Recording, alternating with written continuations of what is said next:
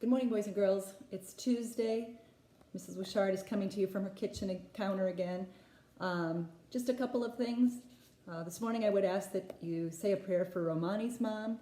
She was deployed to the USNS Mercy ship that's going to be docked off of Los Angeles.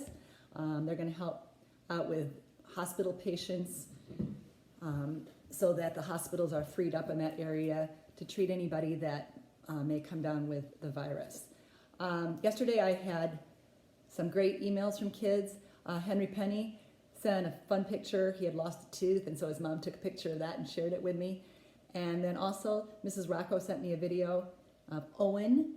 You obviously are ready to become a superstar with your interviewing skills. He had interviewed his little brother for his Star of the Week for his class, and his mom had shared that with Mrs. Rocco, so she went ahead and shared it with me. It was fun to see both of them. All right, let's see. Our question of the day is, what is your favorite thing to do after school? That's kind of a funny thing to think about right now because we're not really at school, but I was thinking that yesterday I had meetings in the morning with Mr. Hubin. Then I spent some time in the afternoon with Mrs. Fuchsa and Ms. Timmerman, getting lesson plans and things organized. And so when I was done, I actually went downstairs. I hadn't had the TV on all day, turned on a fun show on HGTV that I like to watch, and curled up under a blanket in the recliner and just chilled out for a while. Sometimes I think you need to do that during this time. Our fact of the day, your skeleton has about 300 bones when you are born, but only 206 by the time you grow up. And that has to do with all the bones, especially in your skull. When you're a baby, they're separated, but as you grow older, they fuse together. Joke of the day, what is a sheep's favorite food? Barbecue. And advice of the day, silence can be the answer. That's probably good advice to take sometimes when people say, if you have nothing to say, then if you have nothing good to say, then don't say it at all.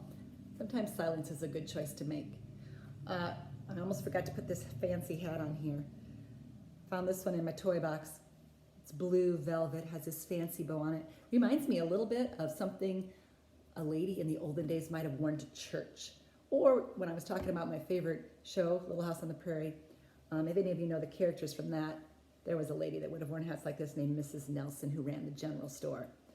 Hope you're having fun reading Sarah Plain and Tall.